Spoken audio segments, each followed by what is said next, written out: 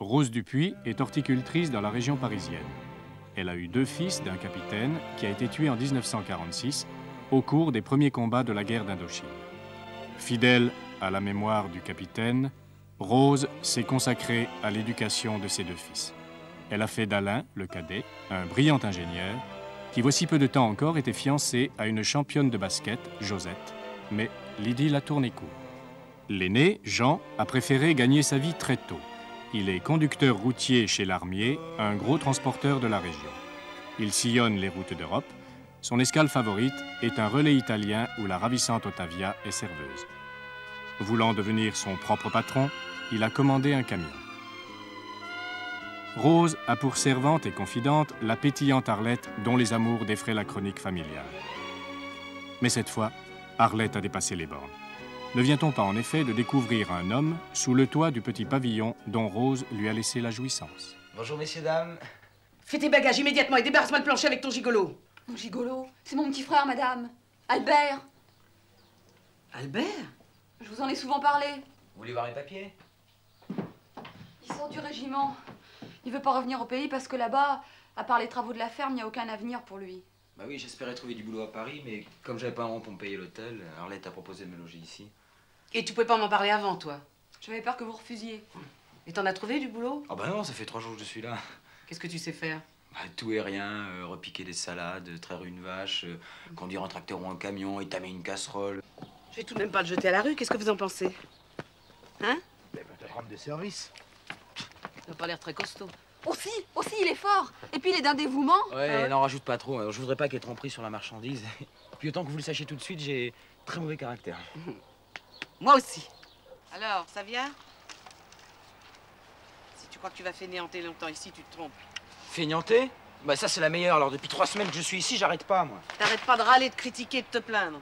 Mais je t'ai mieux traité à l'armée, hein. Mon adjudant à côté de vous, c'était un ange de douceur et de compréhension. Ben, ça prouve que l'armée a bien changé. Du temps du capitaine, t'aurais marché droit, c'est moi qui te le dis. Quel capitaine? Ça te regarde pas. Allez, va me chercher un sac de terreau dans la remise.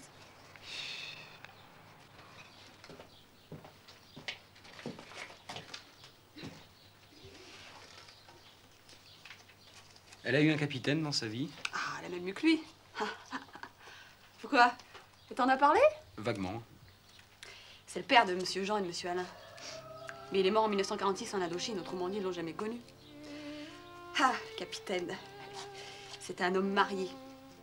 Et madame, qui était alors toute jeune, presque une gamine, représentait pour lui une oasis de bonheur et de plaisir dans le désert de la vie conjugale. Ah, c'est ce qu'il lui disait, tu vois. On peut être militaire et poète en même temps. Il faisait que passer au hasard de ses permissions. Puis un matin, il s'est embarqué pour l'Indochine. Madame Rose l'a jamais revu. Mais elle est toujours restée fidèle à sa mémoire. C'est une belle et grande histoire d'amour. Tu parles, faut être complètement tordu pour tomber amoureuse d'un capitaine. Fixe! Petit imbécile! Si tu l'avais connu, c'était un homme, lui! J'ai pas l'impression qu'il fera de vieux os ici, ton frangin. Il ne me reste plus qu'à vous souhaiter bonne chance. Au revoir, Louis. Allez!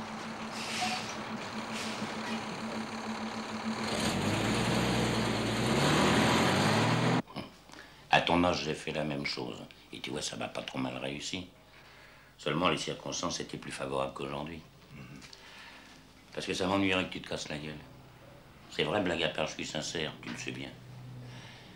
Alors si, par hasard, tu avais des difficultés, bien que j'aime pas tellement faire travailler des tractionnaires, je ferai une exception pour toi. Merci, monsieur Larmier. Tu sais, c'est très joli un beau camion, mais il faut le faire tourner. T'as une idée de ce que ça coûte un jour d'immobilisation? Qu'est-ce que vous croyez qu'on nous apprend au stage de l'AFT? Et du fret, t'en as trouvé? Pas vraiment, j'ai pas eu le temps de m'en occuper, mais je vais faire ça dès maintenant. Bon. Au revoir, monsieur Larmier. 10 tonnes de salaison pour Téhéran. Ça te dirait? Je te dis que c'est pas normal. Pour moi, il va être malade. C'est pas étonnant avec le froid qu'il fait. Il n'a aucun manteau à se mettre. C'est pas les calories qu'il absorbe qui peuvent lui permettre de tenir le coup. Oh, et Rose, tu nous les brises avec ton marquis, hein. Oh, bah toi, évidemment, t'as pas de cœur. J'ai peut-être pas de cœur. En attendant, la dernière fois, j'ai quand même laissé ces 2 kilos de pot au feu au prix des bons morceaux. Oui, mais moi, je te dis qu'il est malade. Sinon, on l'aurait vu ce matin. Tu sais bien qu'il veut pas se passer de sa boutonnière. Pauvre homme. Tout seul, sans argent. Comment il va faire s'il est obligé de rester couché? Tu connais vraiment pas son adresse? Ah bah tiens, le facteur, il sait peut-être, lui. Comment dites-vous? Marquis Névaux de la Plessardière. Avec un pareil, je devrais me souvenir. Mais... il doit pas être dans mon secteur, votre bonhomme. C'est un vieux monsieur avec un beau visage. Enfin, un visage noble, encadré de cheveux blancs. Il a une belle prestance. Il porte toujours un œillet à la boutonnière. Ah, ça y est, je vois, oui, oui. Je connaissais pas son nom parce qu'il ne reçoit jamais de courrier, ce type-là. Ah bon? Mais je sais où il habite. Oui, dans le terrain vague qui appartient à la ville. Vous voyez l'endroit? Ah oui, oui, je vois, oui, par là, oui. D'accord, merci.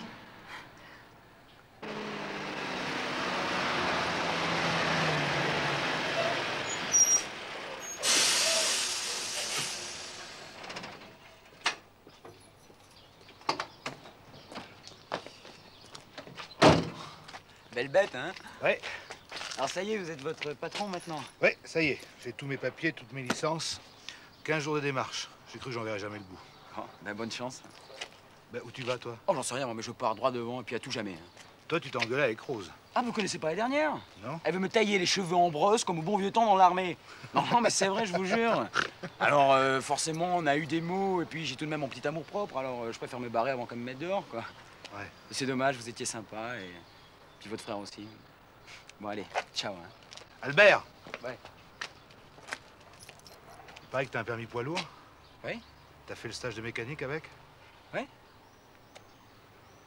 Bon, on peut peut-être s'arranger tous les deux. Bah, votre mère, qu'est-ce qu'elle va dire? Hein? Ma mère, elle va pousser un grand ouf de soulagement parce qu'à l'heure qu'il est, elle doit se mordre les doigts de t'avoir laissé partir avec l'aventure comme ça. Elle, il faut apprendre à la connaître. Tu sais.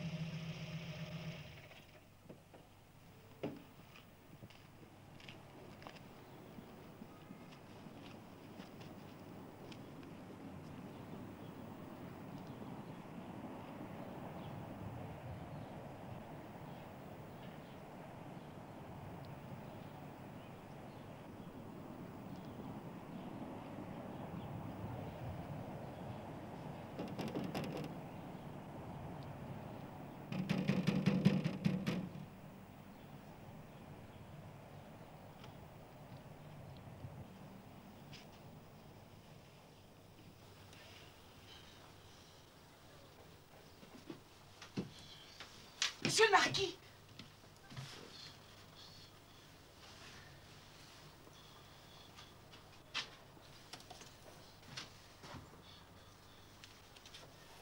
Monsieur le marquis!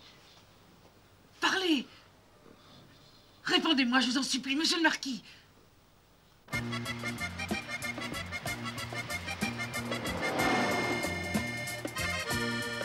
Est-ce que tu peux imaginer ça? Une fille de 22 ans, belle comme le jour, avec 2 mômes sur les bras. Un de 3 ans et l'autre qui a à peine 6 mois. Et le type qu'elle aime vient de mourir là-bas en Indochine. À partir de ce moment-là, elle ne pense plus qu'à une chose. Élever les moutards que le capitaine lui a fait entre 2 permissions. Et elle va les élever toute seule, avec l'orgueil des filles mères, sans l'aide de personne. Et elle a jamais eu d'autre homme dans sa vie? Jamais. Elle est restée la veuve fidèle de son amant. Alain et moi, on pourra jamais oublier ce qu'elle a fait pour nous. Et c'est pour ça que vous décidez pas à vous marier.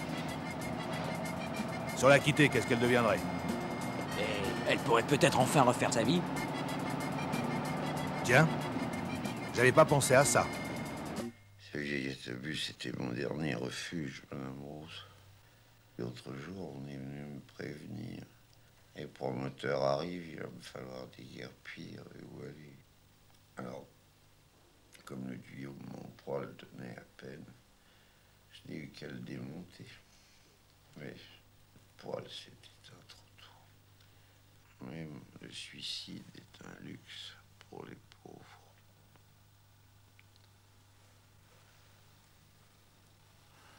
Madame Rose, vous avez trouvé l'enveloppe? Oui, je l'ai posée sur votre table de nuit.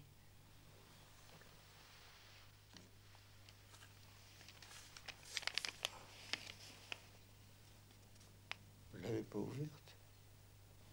Non, je pensais qu'elle contenait vos dernières volontés. Et comme vous n'étiez pas mort, je n'avais aucune raison. En effet, aucune raison.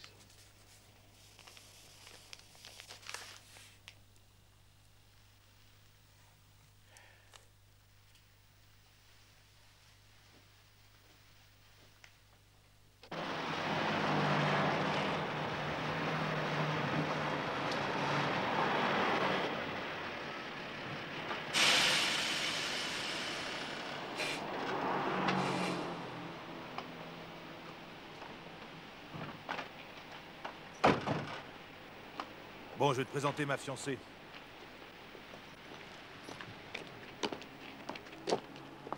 Ottavio, elle est plus ici, elle est partie, ça fait une semaine. Et pourquoi elle est partie? Un soir, brusquement, elle a décidé, elle a demandé le compte au patron. Elle est sortie. Elle a rencontré une Hollandaise qui fait Amsterdam-Ankara, puis elle est montée sur le camion et ils sont partis vers le nord. Tu connais le nom du Hollandais? Peter est uno qui travaille pour la Nederland Traveco. Ah oui, je vois, oui. Qu'est-ce que vous prenez?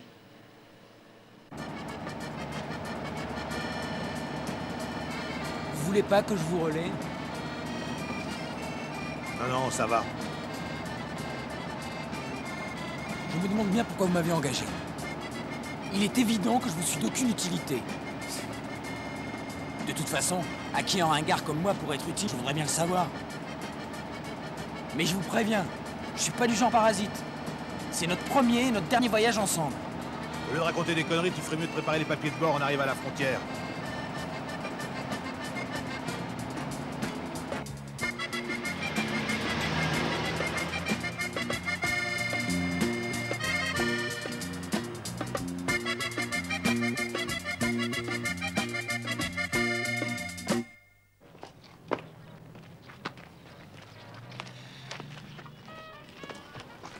Salut Roger. Salut Jean. Bonjour. Albert. Tu vas bien? Ça va, tu vois. Dis donc, t'aurais pas vu Peter le Hollandais par hasard? Peter le Hollandais, je l'ai vu, mais il y a 2 mois de ça, au Koweït. Eugène! Hey! Tu vas bien? Oui, salut. Qu'est-ce qui t'arrive? Ah, des petits emmerdements. Oh, ben il a quand même rappelé Tahir, là. Ah, il est bienvenu, il est bienvenu. Dis donc, t'as pas vu Peter le Hollandais? Oui, il montait en Pradana et Urfa. En Urfa et Adana. Entre enfin, ben alors il allait vers la Hollande. Allez, voilà, voilà. Et vous l'aimez vraiment, cette fille-là? Peut-être bien, oui. Et qu'est-ce qui lui a pris de partir avec le Hollandais? Je sais pas, vous l'avez laissé trop longtemps sans nouvelles, puis elle a cru que vous l'avez oublié. Bon, enfin, elle aurait pu choisir mieux que Peter. Hein. Oh, et puis merde. Bonsoir, monsieur Dupuis. Ça? Je voudrais avoir quelques tuyaux sur le projet de Bazaille-Mondécourt. Je crois que vous l'avez déjà étudié en première analyse. Oui. Parce que c'est à moi qu'il me revient maintenant. Et je dois vous avouer que je débarque. Oui, bon, ben, nous verrons ça demain matin. Vous ne voulez pas prendre un verre avec moi, tout de suite? On pourrait déjà faire un petit tour d'horizon. Désolé, j'ai un rendez-vous. Bon. Bon, alors excusez-moi. Au revoir. Au revoir. Au revoir, madame Maréchal. Au revoir. Bonsoir, monsieur Dupuis. Me permettez-vous de vous raccompagner? Je croyais que vous aviez un rendez-vous. Ce n'est pas encore tout à fait certain. Ah. Ça dépend de vous. Monsieur Dupuis. J'avais envie que nous bavardions un peu en dehors du bureau. Je connais un petit bar tranquille près de l'Étoile. Et moi, je connais 2 gardements qui m'attendent pour faire leurs devoirs. Les affluents de la Loire sont... Oui, mais tu ne sais pas ta leçon, je te donne encore un quart d'heure pour l'apprendre. Et toi, écoute, 7 et 6 n'ont jamais fait 16, chérie. Alors refais-moi cette opération.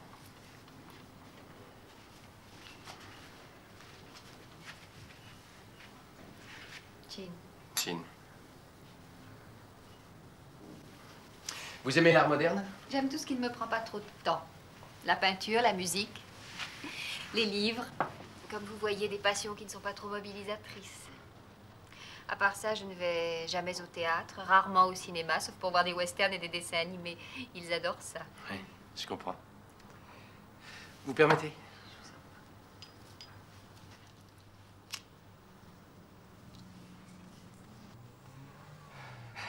Vous savez pourquoi je voulais vous voir? Non. Pour vous demander votre prénom. Oui, depuis des semaines, je me pose des questions. Au bureau, tout le monde vous appelle Madame Maréchal. Et puis un jour, j'ai vu un C brodé sur votre chemisier. Alors, il s'agit de Colette, Clotilde, Christiane, Cécile? Vous allez être déçu. Charlotte. J'aime. J'aime beaucoup Charlotte. Toujours 4 sucres? Oui. Bah moi aussi aujourd'hui. Tiens. Hier, tu m'as demandé pourquoi je t'avais engagé. Ouais, eh bien. Parce que tu te marres tout le temps.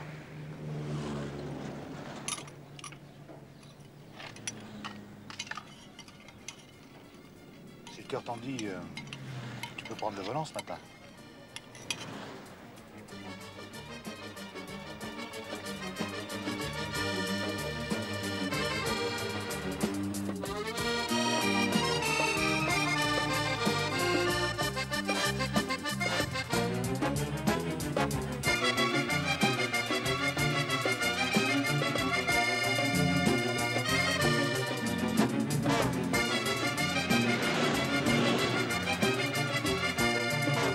Je vous demande surtout, monsieur le marquis, de ne pas vous mettre en colère. L'infirmière m'a dit qu'on n'avait aucune raison de vous garder plus longtemps ici. Et vous ne pouvez plus retourner dans votre domus. Alors j'ai chez moi une pièce inoccupée. Vous y passerez votre convalescence. Et vous y resterez le temps que vous trouviez un logement décent. Que voulez-vous, j'ai une grande maison. Et un cœur plus grand encore.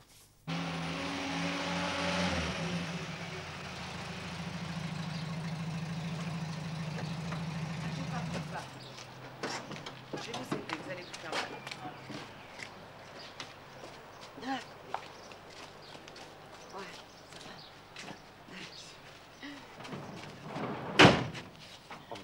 Non, laissez. Arlette, ma gouvernante. Monsieur le marquis de la Plessardière occupera la chambre bleue.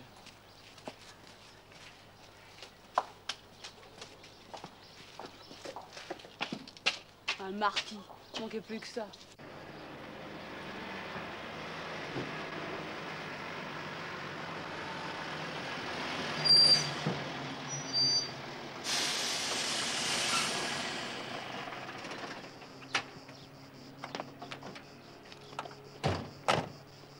Tiens, qu'est-ce qu'il fout là, lui?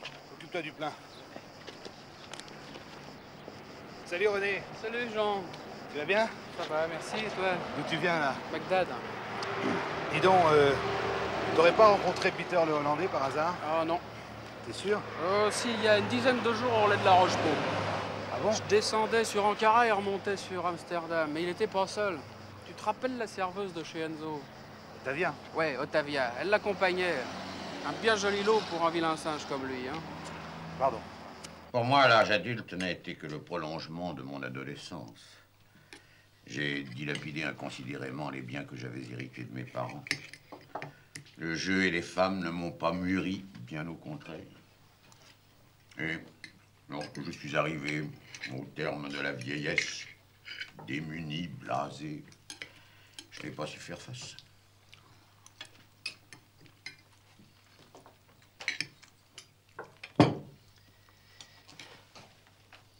Oh non, Madame Rose, je vous en prie, pas de cérémonie entre nous. Vous me fâcheriez. Oh, un Saint-Émilion de cette classe mériterait d'être servi en carafe. Mais si on le sert en carafe, on ne voit pas l'étiquette. L'étiquette est inutile et quelquefois trompeuse. Un vin de cette sorte se reconnaît à sa robe, à son bouquet, à sa tenue.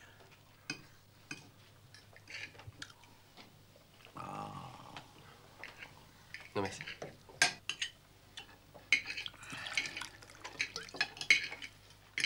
Où en étais-je?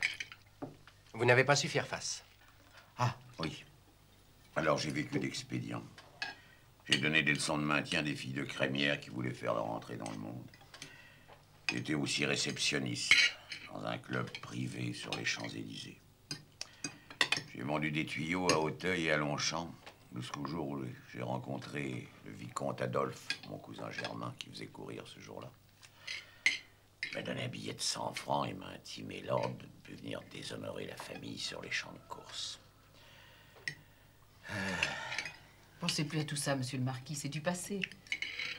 J'ai été, je suis et serai toujours le déshonneur de ma famille. Mais non, pas du tout. Puisque désormais, votre famille, c'est nous.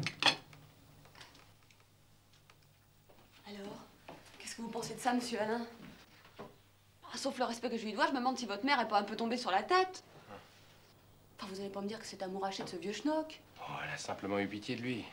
Je sais très bien qu'elle sera fidèle jusqu'à son dernier jour à la mémoire du capitaine. Ouais. Bon, en tout cas, moi, ça va me faire davantage de travail. Un lit de plus à faire, la lessive, la cuisine, la vaisselle. Et pour la plus petite joie en contrepartie, ça va pas se passer comme ça, hein. Moi, je vais renouer avec Marcel. Pas de raison. Bon, alors, qu'est-ce qu'on lui écrit à votre Marcel? Mon chéri. Non, non, c'est peut-être un peu beaucoup. Cher Marcel. Depuis le temps que je m'ennuie de toi, enfin, ça c'est le fond de ma pensée, hein, mais vous arrangez la sauce à votre manière.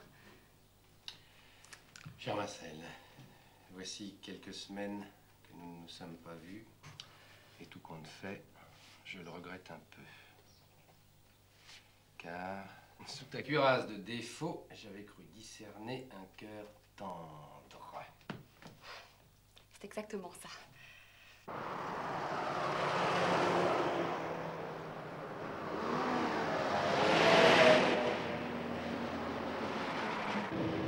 Salonique. Avant, je passais par la Bulgarie. 4 jours de paumé à la douane. Ah ouais? Bon, maintenant, je préfère passer par la Grèce.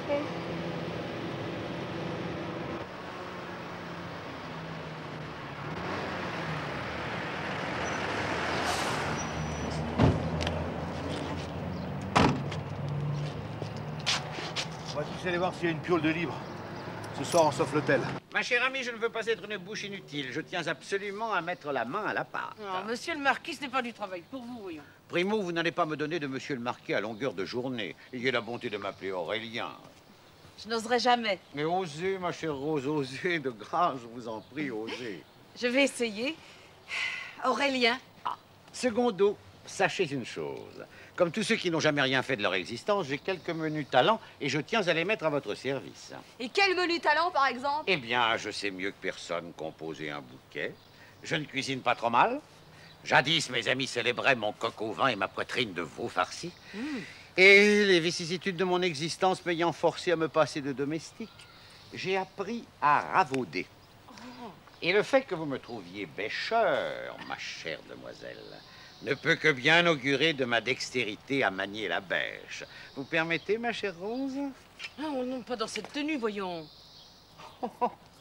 Vous avez raison. Ottavia? Ah, la serveuse de chez Enzo. Ouais. Ah oui, oui, je me souviens. Oui.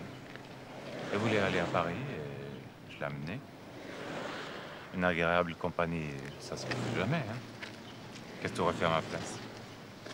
Au marque après, je regrettais parce que c'était vraiment pas marrant. Ah bon? Moi, j'aurais bien voulu lui faire la conversation, même aller un peu plus loin. Tu vois ce que je veux dire? Rien à faire. À Paris, je l'ai laissée porte de la Chapelle. Elle est partie en criant merci. Et tu sais pas où elle a été? Non, pas du tout. Pourquoi? Tu t'intéresses à elle? Si mes amis de jadis me voyaient, ils me trouveraient excessivement snob. Non, je vous en prie, ne me regardez pas travailler, ça me trouble beaucoup.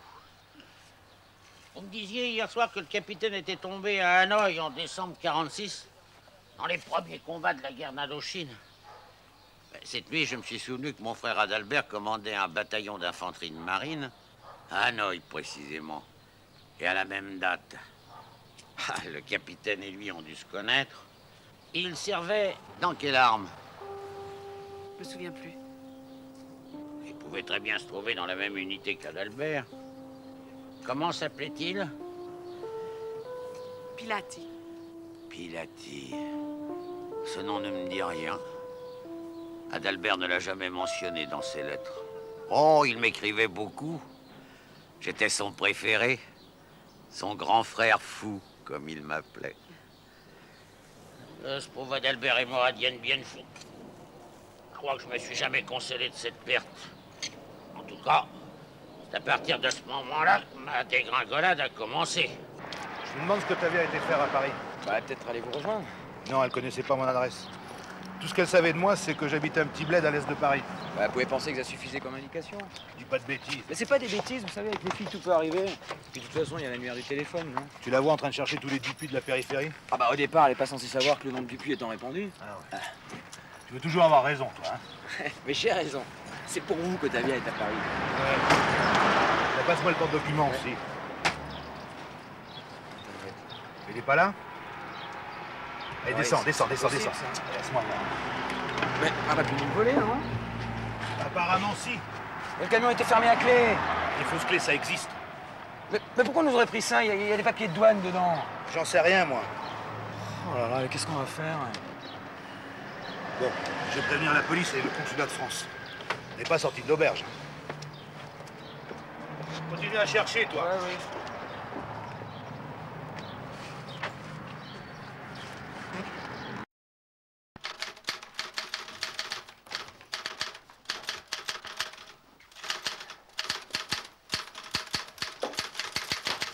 Je ne vous raccompagne pas? Merci, je préfère rester pour taper ces lettres. Vous les taperez aussi bien demain. Je préfère ce soir. Conscience professionnelle ou mauvais alibi? Moitié-moitié. Je préfère qu'on ne voit pas trop sortir ensemble. On pourrait s'imaginer des choses qui ne sont pas. Je comprends. Excusez-moi. Alors à demain. À demain. Ce que je voulais vous dire en voiture, je peux aussi bien vous le dire ici. J'avais l'intention de vous inviter à déjeuner samedi. Avec vos deux garçons, bien entendu. Oh, je suis désolée, je leur ai promis de les emmener au jardin d'acclimatation. Eh bien, l'un n'empêche pas l'autre. Plus fine la peau. On voit bien que c'est pas vous qui payez les patates. Vous devriez vous coucher plus tôt, ma chère enfant. Vous seriez moins nerveuse. Qu'est-ce que ça veut dire, ça? Ça veut dire que vous êtes rentrée à 3h10 du matin et que ce n'est pas raisonnable. Vous m'espionnez? Non. J'ai du mal à trouver le sommeil, alors la nuit, je rêve à la fenêtre. Et bien, malgré moi, j'entends des choses épouvantables. Quelle chose? Des solécismes, des barbarismes, des agressions intolérables contre la langue française. Je m'ai bien marré ce soir, ma cocotte en sucre. Ce Marcel s'exprime avec une trivialité qui s'accorde mal avec votre distinction naturelle. Je me demande ce qui vous pousse vers cet individu. Il a été beaucoup mieux. Je vous le dis sincèrement. Je vous prie d'excuser, monsieur le marquis.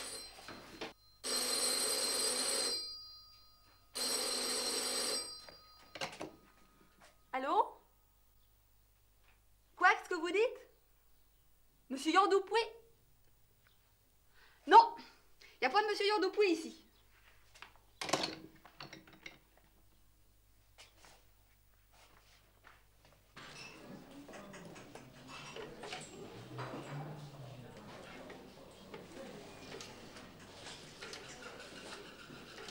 Otavia, ça suffit comme ça le téléphone. Putain, depuis qu'elle est arrivée à Paris, elle est pendue à ce putain d'appart. Toi qui voulais connaître la Grèce, profites-en. On en a pour un moment à moisir ici. Et là, le chargement? J'en sais rien. Il faudrait que je trouve un Iranien qui remonte à vide sur Téhéran. Sinon, un transporteur, et ça va me coûter un maximum. Bon, ben on va s'occuper de ça. Hein.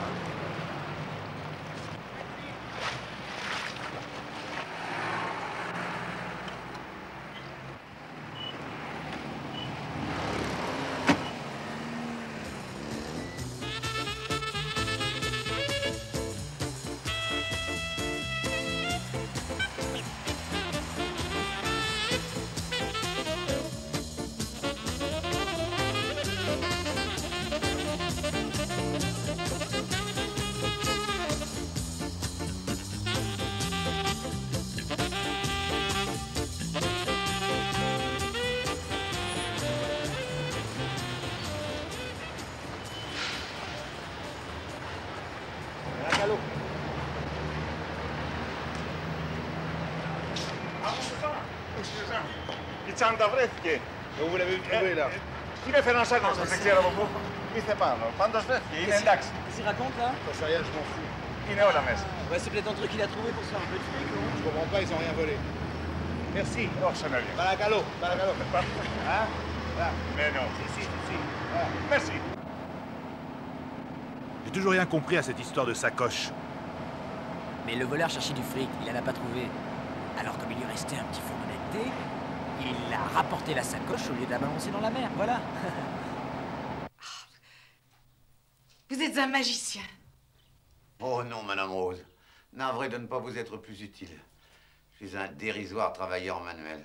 Vous voyez, je manie une bêche une seule journée et mes mains sont couvertes d'ampoules. Mais je n'avais pas vu ça, il faut faire quelque chose. Attendez, je vais vous soigner, j'ai l'habitude.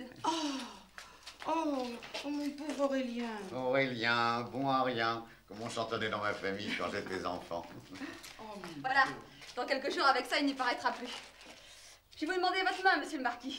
En tout bien, tout honneur, évidemment.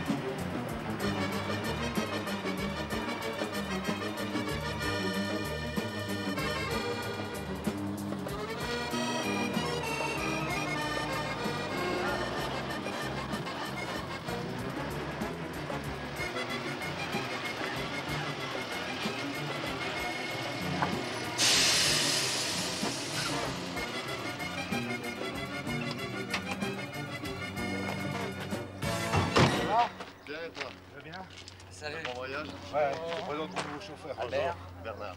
Salut. Ça fait longtemps que vous êtes là? Bah, ça fait une dizaine de jours. 10 jours? Mais c'est énorme. Vous restez plus longtemps des fois? Oh, bah ça dépend de la douane, hein.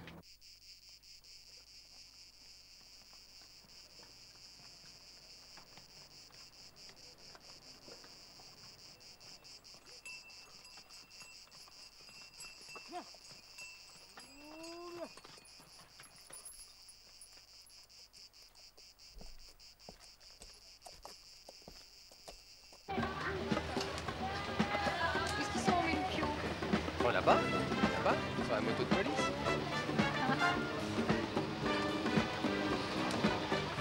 Notre mère nous promettait toujours de nous emmener à la foire du trône. Mais elle n'avait jamais le temps. Alors nous avions fini par décider que nous haïssions le manège. Mais moi, je peux vous garantir que mes enfants l'adorent. Ils profitent pleinement de leur enfance.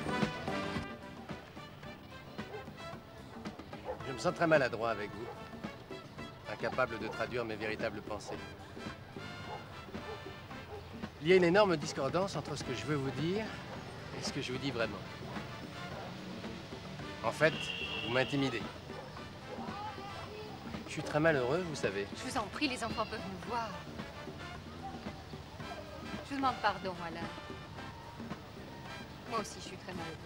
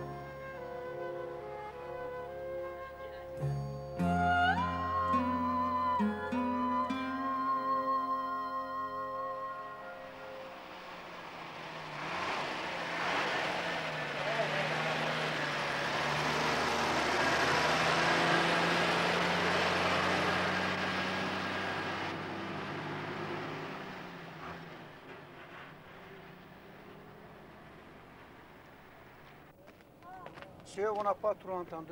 Non, non, rien à dire. Dites-moi, vous n'avez pas l'adresse d'un affréteur parce que j'aimerais mieux pas rentrer à vide. Ici, je te donne l'adresse. 6 tonnes d'abricots secs, ça vaut bien un bon gueuleton, non? Ah bah je suis très content pour vous, c'est une très bonne affaire. Bah surtout avec un petit tonnage, tu sais, c'est pas facile. Ah, merci. Voilà. Merci.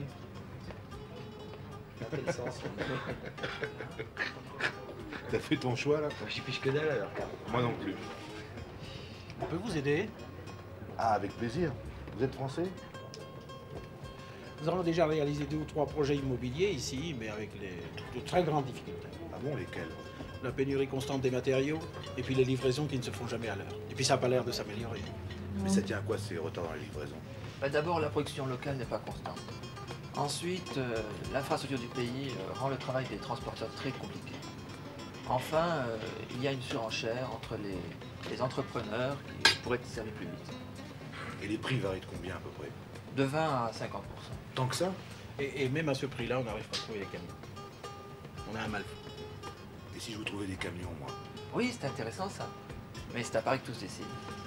Mais je vais y aller à Paris, moi. Vous avez l'adresse de votre boîte? Tenez, vous aurez bien de la chance si avec les technocrates du lieu, vous en sortirez. Salut. Salut, tu vas bien? Et alors, vous comptez livrer des baignoires, des lavabos et des bidets avec ce bahut, là? Bien sûr que non.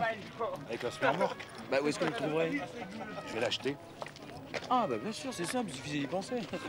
Je vais réfléchir à la question, mais c'est pas impossible. Ah, mais c'est une question à 30 briques aussi. Ouais, dans ces eaux-là.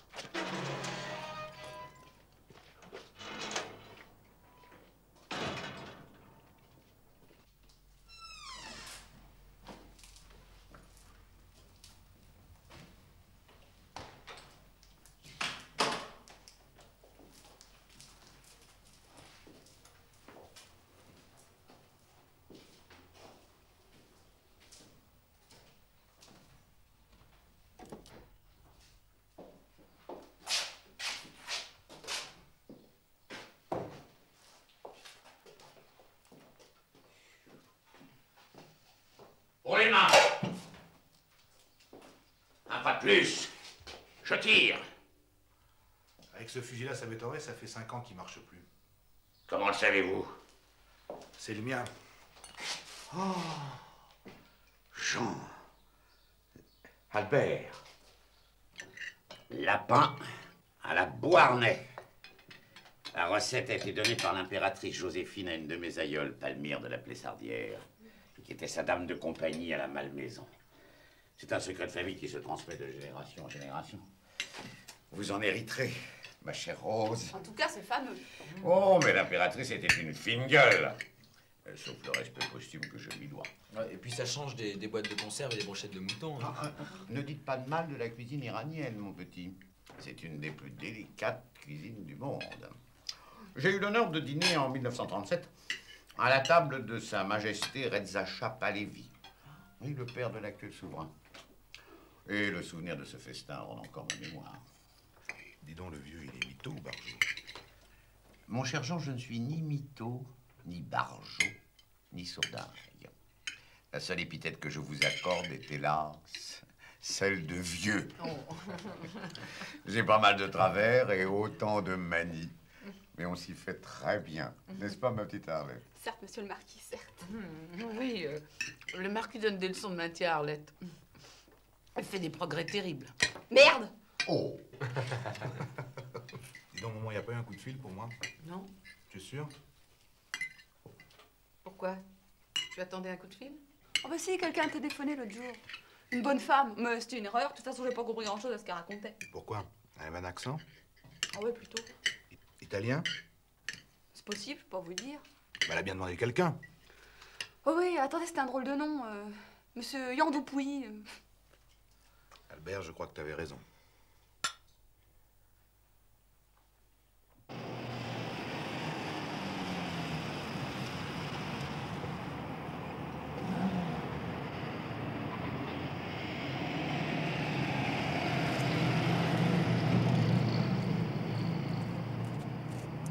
Roger! Salut, ça va? Ça va. Dis-moi, j'ai un emmerde. J'ai une copine qui s'est barrée de Susa. Alors tous les mecs qui font l'Italie, les Balkans, le Moyen-Orient, ils doivent la connaître. Ottavia de Turin. Je sais pas, il y en a peut-être un qui va la rencontrer au cinéma, dans un resto, dans le métro, enfin... Sur le nom, il y en a bien un qui en entendra parler. Oh, bah tu sais, les routiers sont pas des flics. Je sais, mais on est tous des copains, non? Bon, d'accord, je ferai circuler la commission. C'est bien parce que c'est toi, tu sais. Bon, t'es sympa. Mais t'attends pas à retrouver ta petite chérie dans les heures qui viennent. Ah, mais de toute façon, je m'en vais mardi pour l'Iran. Ah bah tu perds pas de temps. Mon cher monsieur, nous avons déjà étudié les offres de transporteurs routiers. Les prix demandés sont beaucoup trop élevés pour entrer dans mes devis. Je peux connaître ces prix? Très volontiers. Voici quelques tarifs qui nous ont été proposés. Je vais vous dire le fond de ma pensée. Les transports routiers, ce n'est pas pour nous. Ça comporte trop de risques, surtout sur d'aussi longues distances. Écoutez, on peut faire un essai. 10% de moins que la proposition la plus basse qui a été faite. Vous êtes sérieux? Très sérieux. Seulement réflexion.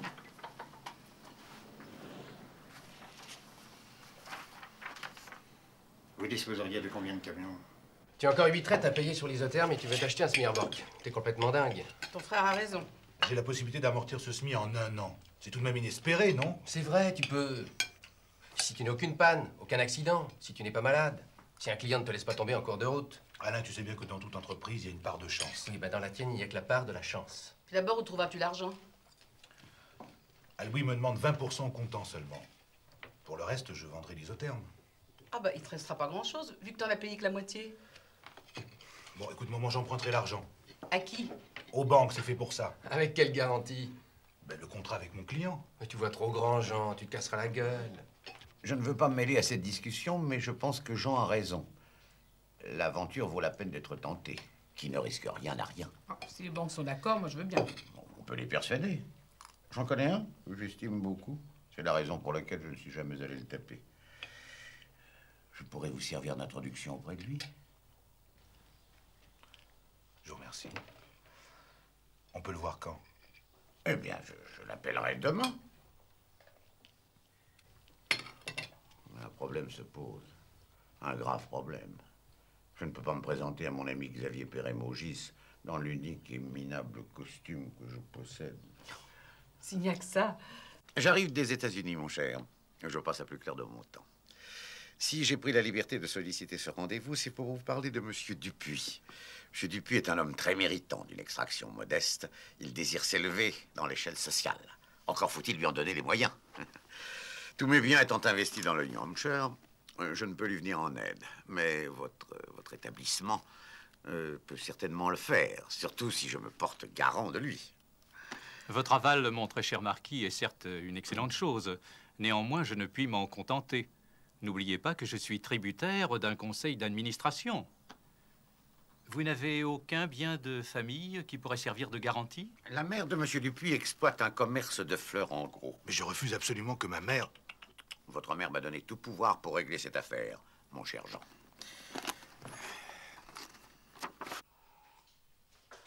Bon, ben, faut y aller, là. Déjà levé? Je suis venu vous souhaiter bon voyage. Et vous demander, puisque vous passez par Constantinople, enfin maintenant Istanbul, de saluer pour moi cette merveilleuse ville où j'ai vécu dans ma jeunesse. Un merveilleux roman d'amour. Ben, j'y manquerai pas. Merci. Je vous accompagne.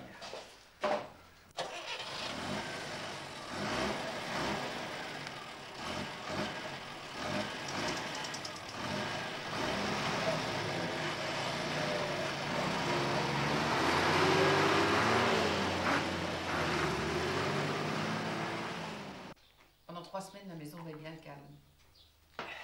À ce soir. Salut la compagnie. Au revoir. Heureusement que celui-là me reste. Mais jusqu'à quand?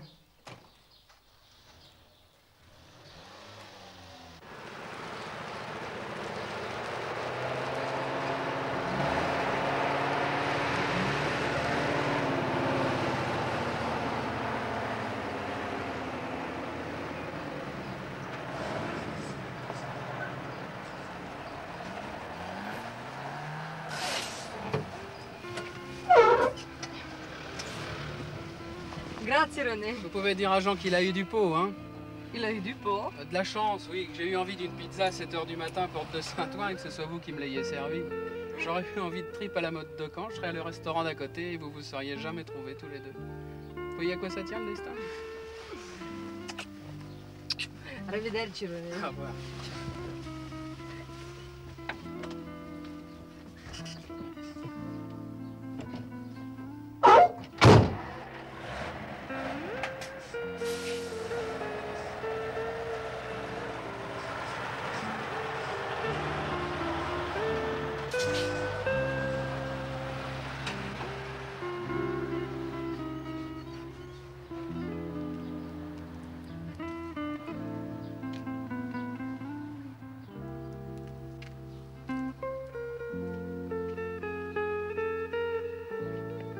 Que diriez-vous d'une poule au riz pour ce soir? Ah non, non, non, Marquis, depuis que vous occupez de la cuisine, j'ai pris 3 kilos. Alors si vous voulez bien, occupez-vous de vos oignons de tulipe. Toi, Arlette, va chercher du faux filet. Moi, je vais râper quelques carottes et ça ira très bien comme ça. Vous désirez? Monsieur Jean Dupuis. Si c'est mon fils que vous voulez voir, il est parti. Il ne sera de retour que dans 3 semaines. Excusez-moi. Cette jeune et charmante personne me paraît très désemparée, pour ne pas dire plus. Vous croyez? Ah, j'en suis sûr, ma chère amie. Hé, vous là-bas, revenez! Je sais pas qui vous êtes, mais entrez tout de même si vous ne savez pas où aller. Hé?